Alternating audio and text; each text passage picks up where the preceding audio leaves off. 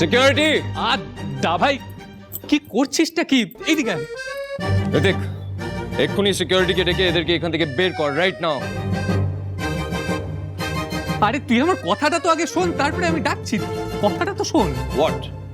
আরে ওরা দিদির জন্মদিনের খাবার নিয়ে এসেছে, ওদেরকে এরকম ভাবে তাড়িয়ে দেওয়া যাবে না। হোয়াট?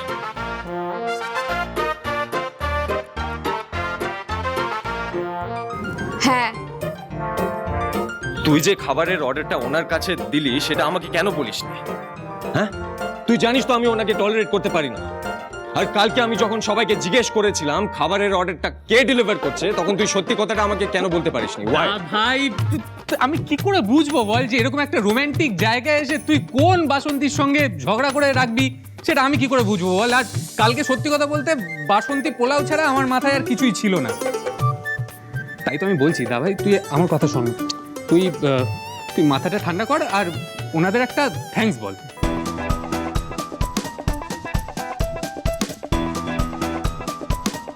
বেস্ট। কি বললি তুই? ওনাদেরকে থ্যাঙ্কস বলবো? ইউ মাস্ট, কারণ এই বৃষ্টি বাড়িতে ওনারা ছাড়া বাঙালি খাবারের অ্যারেঞ্জমেন্ট কেউ করতে পারবে না। এই অনুষ্কা, হাঁ করে দেখছিস কি? বললাম না সব মালপত্র গোটা, আমরা এখান থেকে বেরিয়ে যাবো এক্ষুনি, রাইট নাও।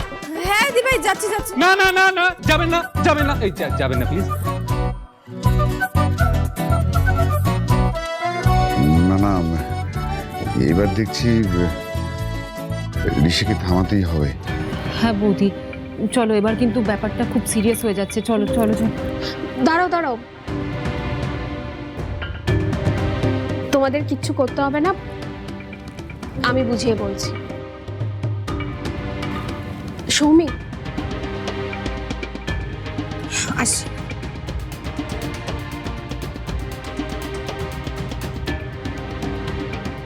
পিহু, ভাই একদম ঠিক কথা বলছে, তোমরা চলে যাও এখান থেকে। কি বলছো? আমি একদম ঠিক কথা বলছি ঋত্বিক, তোমাদের যেখানে সম্মান নেই, অন্তত আমার মনে হয় তোমাদের সেখানে না থাকাই উচিত।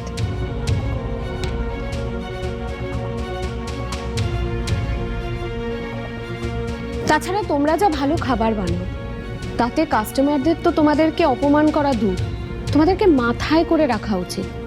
না না পিহু, তোমরা চলে যাও এখান থেকে।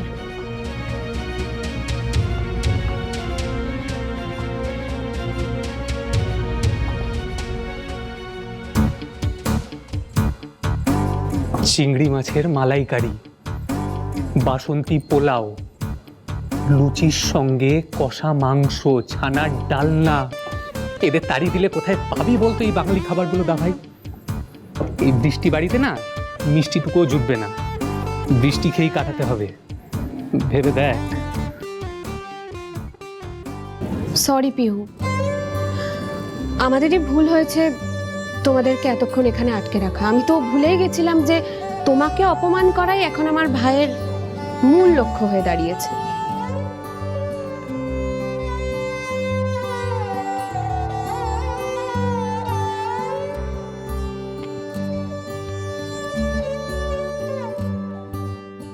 আটকা দা ভাই আটকা। এই বৃষ্টি বাড়িতে বউ আর বাঙালি খাবার একবার যদি হাতের বাইরে চলে যায় তাহলে কিন্তু আর ফিরে আসে না। Now it's your decision. এই দাদাভাই তো কেস খেয়ে গেছে। এই তুই যা তো, ওদিকে গিয়ে খেল। আপনার জন্য নয়, শুধুমাত্র রুষাদির দিকে তাকিয়ে আপনাকে শেষ সুযোগ দিচ্ছি। বলুন কি করব? চলে যাব খাবার নিয়ে?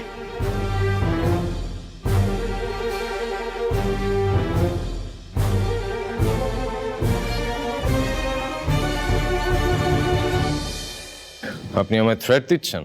ইয়েস, দিচ্ছি। শার্প 8টায় আমরা ডিনারে বসবো, খাবার যেন রেডি থাকে। হবে না।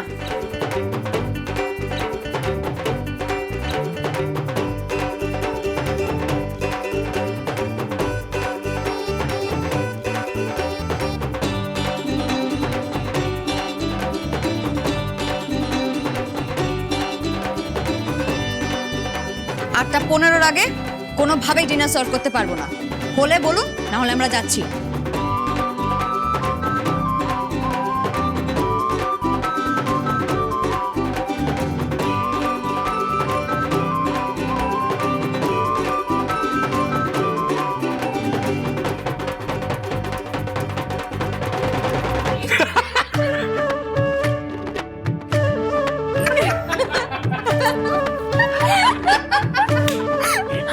ভাবতেই পারছি না যে ঋষির সাথে কেউ এরকম কোমর বেঁধে ঝগড়া করতে পারে। কি বলিস দাদা? একদম। সত্যি পিহু, তোমার কিন্তু সাহস আছে। এতদিন ভাই আমাদের সবার ওপর খুব ছড়ি ঘুরিয়েছে, এবার বুঝো যেরকম ও বুনোল সেরকম আমাদের পিহু হলো বাঘা তেঁতুল।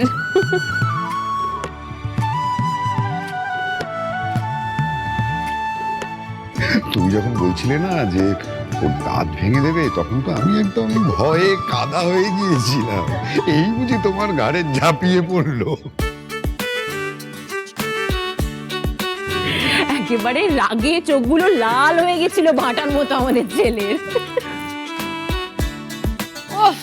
পিহু, আমার না তোমাকে দারুণ লেগেছে।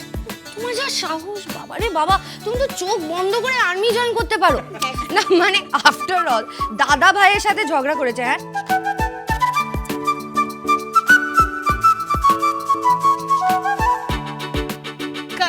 পিহু, এই নাও ধরো। আরে বাবা, এটা তোমার শোয়ের টিকিটের টাকা, আমার বৌদি পাঠালো।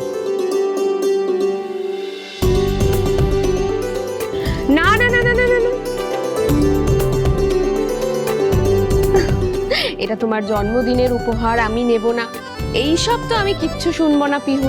তোমাকে আমি আগেই বলেছিলাম যে আজকের জন্য আমরা সবাই তোমার অডিয়েন্স, তাই এই টাকাটা তোমাকে নিতেই হবে। একদম না না রুশাদি, টাকা পয়সার ব্যাপারে কিন্তু আমি ভীষণ স্ট্রিক্ট। এই শোটা যদি সত্যি সত্যি ওরকম হতো, আমি নিজেই তোমাদের থেকে টিকিটের দাম নিতাম। বরং তোমরা টাকা দিতে না চাইলে আমি লোকজন জড়ো করে তোমাদের বাড়ির সামনে ধর্ণা দিতাম। কিন্তু এই শোটা তো আমি তোমাদের চেয়েও বেশি নিজের আনন্দের জন্য করেছি রুশাদি। আর তার উপর যাকে নিয়ে এই পুরো শোটা, সে নিজে এসে দেখেছে সবটা, বুঝতে পেরেছে আমার মনে তাকে নিয়ে কত শ্রদ্ধা, কত ভালোবাসা জমা রয়েছে।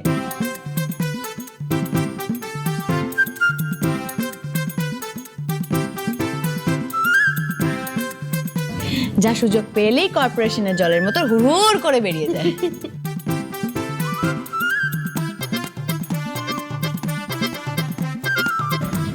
আর তাও যদি তোমাদের মন খচখচ করে, তাহলে টাকাটা তুলে রেখে ওনাকে একটা ভালো ডাক্তার দেখাও।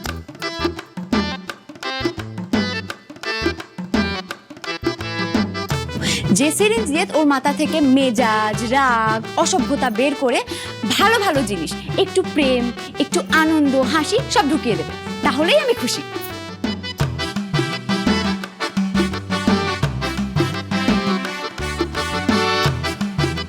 তাহলে পিসি ঠাম্মি, তুমি ঠাম্মিকে গিয়ে বলে দাও ওই টাকার আমাদের আর কোনো দরকার নেই, তাই তো? শোনো পিহু, ডাক্তার কি স্বয়ং ভগবানও দাদা ভাইয়ের মনের ভেতরে প্রেম ঢোকাতে পারবেন না। প্রেম গোলাপ হলে দাদা ভাই কাটা, হ্যাঁ। প্রেম চাঁদ হলে দাদা ভাই গ্রহণ।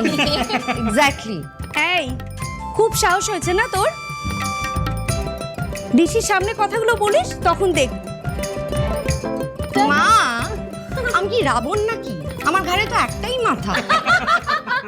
কি হলো, আপনারা এখনো এখানে দাঁড়িয়ে আছেন কেন?